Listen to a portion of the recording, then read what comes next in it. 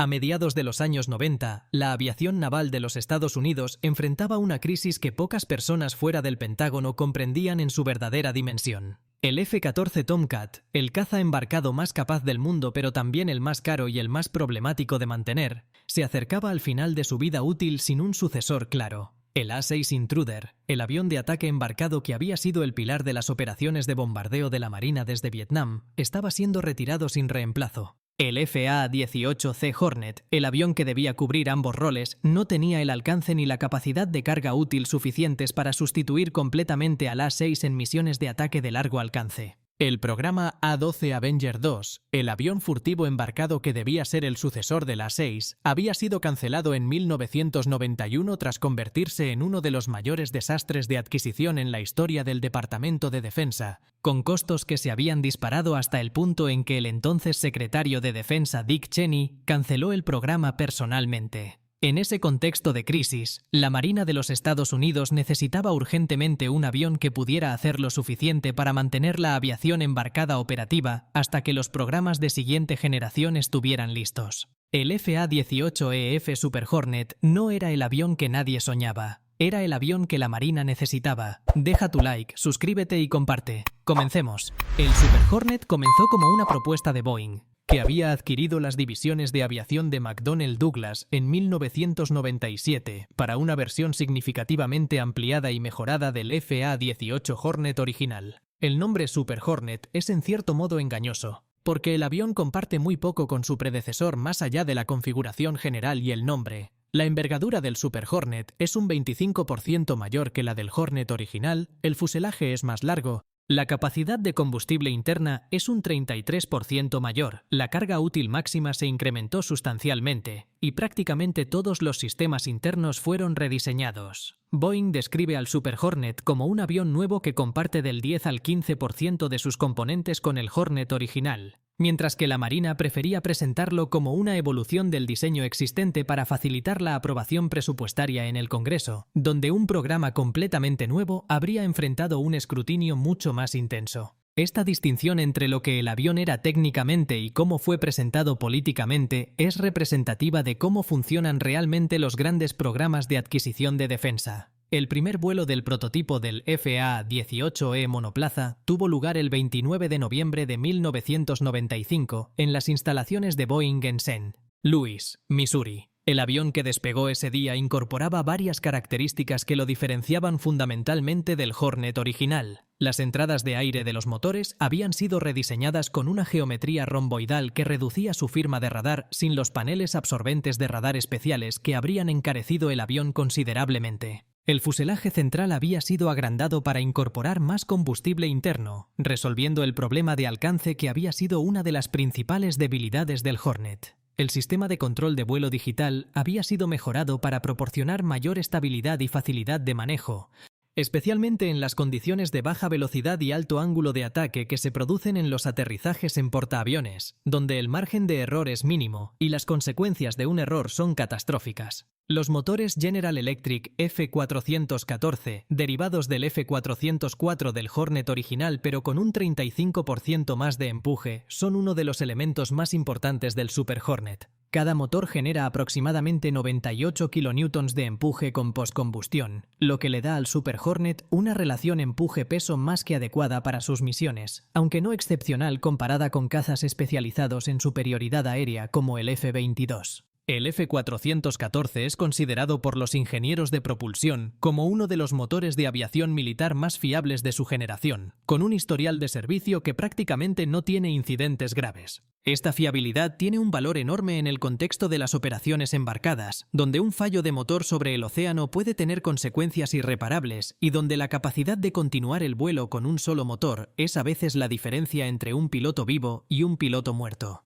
Una de las decisiones de diseño más importantes del Super Hornet fue la incorporación de un sistema de reabastecimiento en vuelo tipo Buddy, que permitía al avión actuar como un tanquero aéreo para otros aviones de la flota. Esta capacidad, que parece secundaria comparada con las capacidades de combate del avión, fue en la práctica una de las razones más importantes por las que el Super Hornet pudo reemplazar al A-6 Intruder. El A-6 había servido como la principal plataforma de reabastecimiento en vuelo de la aviación naval, y su retirada sin un sustituto habría reducido dramáticamente el radio de acción efectivo de toda la fuerza de ataque embarcada. El Super Hornet, con su mayor capacidad de combustible interno y la posibilidad de llevar una cesta de reabastecimiento bajo el fuselaje, podía asumir esa misión mientras seguía siendo capaz de realizar misiones de combate. Esta doble capacidad, que ningún otro avión de la flota podía proporcionar de la misma manera, fue uno de los argumentos más poderosos a favor del programa durante las audiencias del Congreso. Deja tu like, suscríbete y comparte.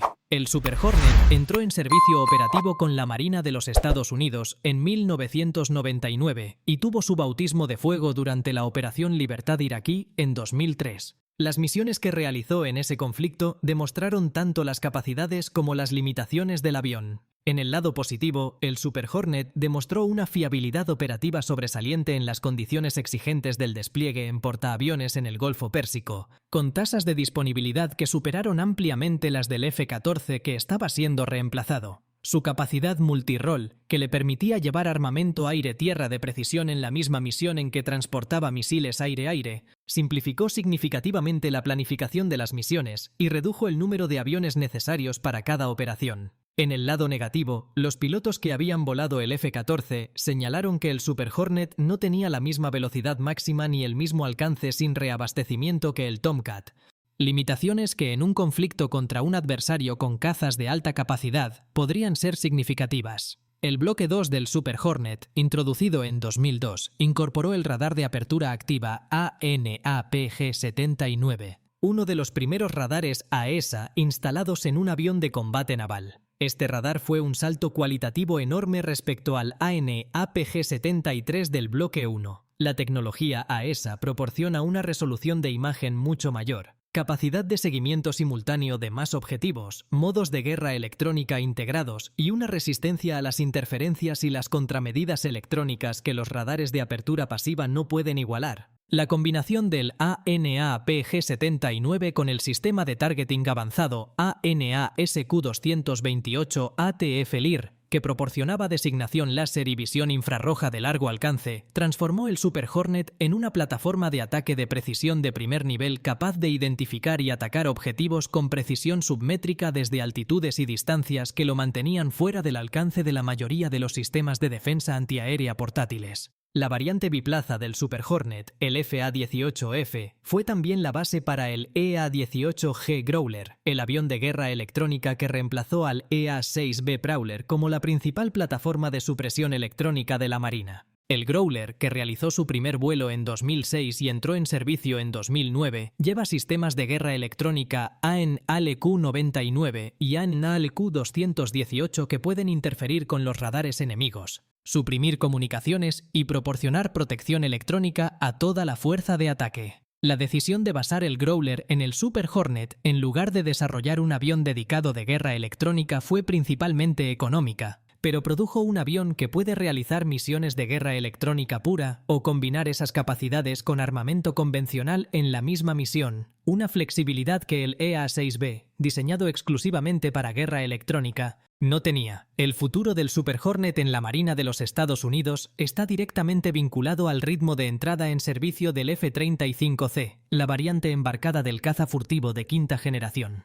La Marina planeaba originalmente reemplazar el Super Hornet con el F-35C en una proporción gradual que mantendría una flota mixta de los dos aviones durante décadas. Sin embargo, los problemas de producción y los costos del F-35 han retrasado ese proceso, y el Super Hornet ha tenido que prolongar su servicio más allá de lo inicialmente previsto. Boeing ha respondido con el Super Hornet Bloque 3, una versión modernizada que incorpora un nuevo sistema de gestión de la información del campo de batalla, una cabina con pantallas de gran formato, sistemas de reducción de señal infrarroja mejorados y capacidad para integrar sensores externos en red. Este bloque 3 extiende la vida útil relevante del Super Hornet al menos hasta mediados de los años 2030, cuando el F-35C debería estar disponible en suficientes cantidades para asumir la mayoría de las misiones de la aviación embarcada. El Super Hornet ha sido exportado a Australia, que opera una flota de 24 FA-18F, y ha competido en varias licitaciones internacionales con resultados mixtos.